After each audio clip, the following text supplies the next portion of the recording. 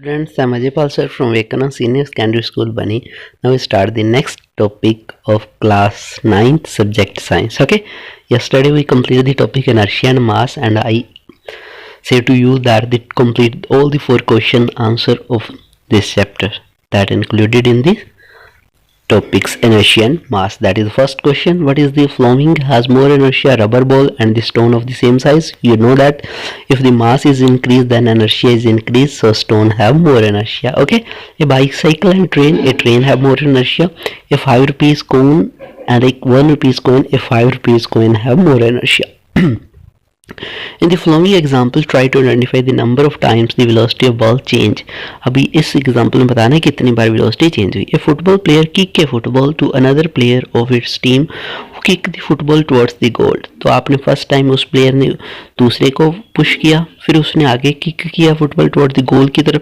Goal keeper ने opposite team को opposite team collect the football and kick it toward a player of its own team. Also identify the agent supplying the force in each case. तो आपने बताना है कि कितनी बार उसके ऊपर किक किया क्या फुटबॉल को.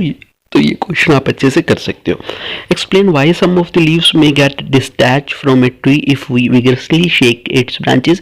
क्यों आप बहुत तेजी से जो पत्तियां हिलाते हो किसी पेड़ की तो उसकी पत्तियां गिर क्यों जाती है, टहनी हिलाते हो. तो आपको पता है जब एकदम से टहनी हिलाई जाती है तो पत्तियां अपनी उसी पोजीशन में रहना चाहती हैं, तो इस ड्यू टू द इनर्शिया वो अब उस टहनी से अलग हो जाती हैं. Why do you fall in the forward direction when a moving bus brake to a stop and fall backward when it accelerate from rest. ये आपको पता है ड्यू टू इनर्शिया आएगा. Okay, next is second law of the motion. The first law of the motion indicate that when an unbalance external force act on the. First law आपको पता है कि first law के अंदर आपने क्या किया था. नेक्स्ट हम सेकंड लॉ के बारे में डिस्कशन करते हैं. That the object and its velocity change, that is object get an acceleration. We would know like to study how the acceleration of object depend on the force applied to it and how we measure a force.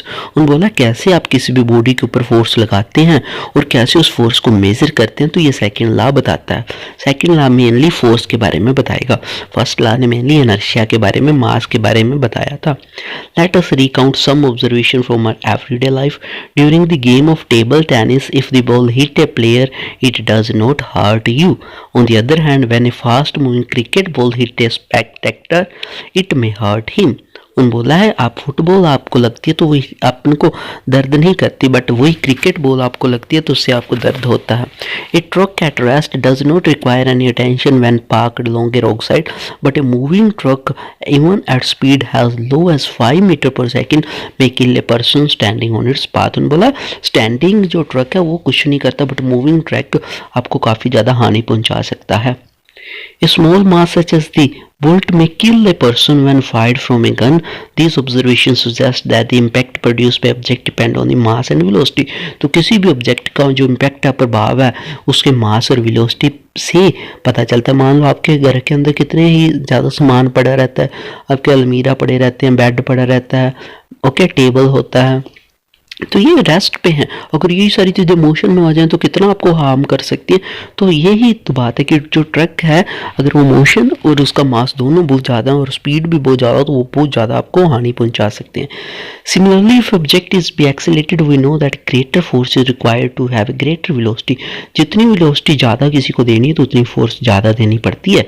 In other word they appear to exist some quantity of importance that combine the object is mass and velocity. One such property called momentum was introduced by the Newton. उन्होंने बोला यहाँ से एक ऐसी, जैसे inertia का आपको पता चला वैसे यहाँ से एक न्यू टर्म का आविष्कार हुआ जिसको मोमेंटम बोला जाता है, और मोमेंटम डायरेक्टली प्रोडक्ट होता है मास और वेलोसिटी का. तो momentum p of object is defined as product of mass and m and velocity v, that is p is equal to mv. Momentum has both direction and magnitudes. Its direction is same as that of the velocity v.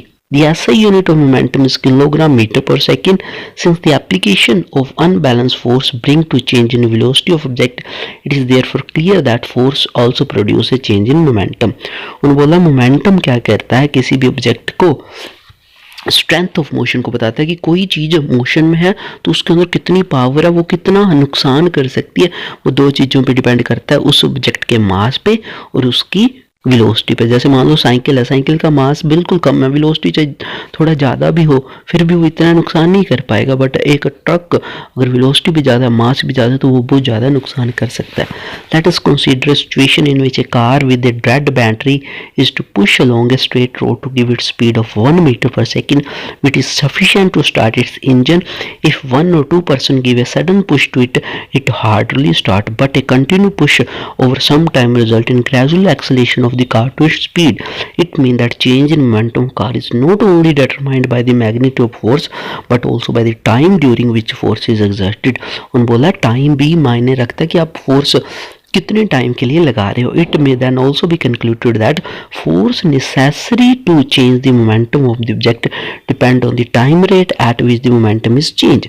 The second law of motion states that rate of change of momentum of object is directly proportional to the unbalance force apply to it. तो ये आपका second law था. आगे mathematically formulation आएगा second law का, वो आपको कल करवा दिया जाएगा. ओके, तो ये डेफिनेशन आपने याद रखनी है.